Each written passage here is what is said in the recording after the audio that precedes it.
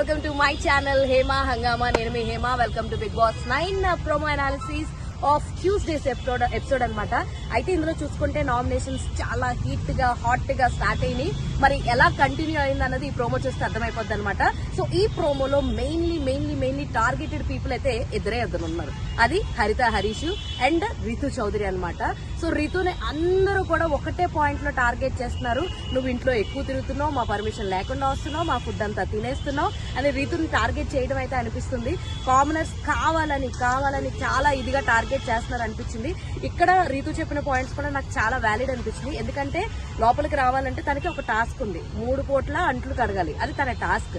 So తనని monitor చేసేది demon Pavan. So demon Pavan కి పర్మిషన్ తీసుకుని తను రావడం అండ్ అస్తమాలు తోమలకు నాకు నడుము నొప్పి వస్తుందని చెప్పి నేను కాసేపు కూర్చున్నాను, దానికి కూడా నేను ఇంట్లోనే ఉంటున్నాను అని చెప్పి అంటున్నారు అన్నది ఒక మెయిన్ థింగ్. అండ్ ఫుడ్ విషయాల్లో వీళ్ళు మాట్లాడితే రీతుని కార్నర్ చేస్తున్నారు కదా. వీళ్ళకి ఏదన్నా క్రేవింగ్స్ ఉండి ఏదైనా తినాలి అనిపిస్తే వచ్చేసి మరి టెనెంట్స్ యొక్క ఫుడ్, సెలబ్రిటీస్ యొక్క ఫుడ్ ని వీళ్ళందరూ ప్లేట్లు పెట్టుకుని తినేస్తున్నారు. మర్యాద మనీష్ తినేస్తున్నాడు, మళ్ళీ తనే పాయింట్అవుట్ చేస్తున్నాడు రీతుని. నాకు అది చాలా అన్ఫేర్ పాయింట్ అని అనిపించింది. సో రీతు కూడా ఎక్కడ తగ్గట్లేదు. తన పాయింట్స్ ని, తన నామినేషన్ ని తను చాలా గట్టిగా డిఫెండ్ అయితే చేస్తుంది అనమాట. హరిత హరీష్ కి అండ్ రీతుకి కూడా చాలా గట్టిగా టగ్ ఆఫ్ వార్ అయితే అవుతుంది.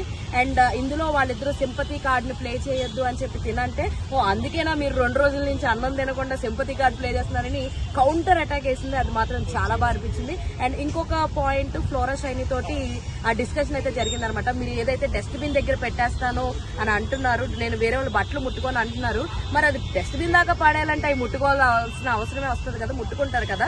సో మరి దాన్ని ఎలా డిఫైన్ చేస్తారు? మీరు ముట్టుకొని అన్నప్పుడు ఎలా అక్కడ పాడేస్తారు అని చెప్పి ఒక క్వశ్చన్ రేస్ చేసింది, విచ్ ఇస్ చాలా వ్యాలిడ్ అనిపించింది. అండ్ ఇంకొకటి, రాము రాథోడ్ నామినేషన్ నేను అస్సలు ఎక్స్పెక్ట్ చేయలేదు.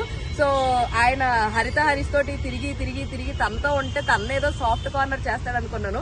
బట్ ఆయన చెప్పిన పాయింట్స్ ని నాకు ఎవరి మీద నమ్మకం రావట్లేదు, అది ఇదని అన్నాడు ఈయన. సో నాకు చాలా ఫేక్ గా అనిపిస్తుంది. మాస్క్ మ్యాన్ అని చెప్పేసి పాపం మాస్క్ మ్యాన్ కి బాగా వేసారు ఓట్లు. చూడాలి మరి ఈ వారం మాస్క్ మ్యాన్ ఉంటాడా, వెళ్ళిపోతాడా, లేదంటే తనంతట తనే షో క్విట్ చేస్తాడా, ఇవన్నీ అయితే మాత్రం మనం చూడాలి. డెఫినెట్ గా ఈ రోజు నామినేషన్ ఎపిసోడ్స్ అయితే చాలా ఫైర్ లో ఉండబోతుంది, హీట్ లో ఉండబోతుంది. అండ్ ప్రియా శెట్టి ఎవరైతే ఉన్నారో తను చాలా ఫౌల్ గేమ్ ఆడుతుంది.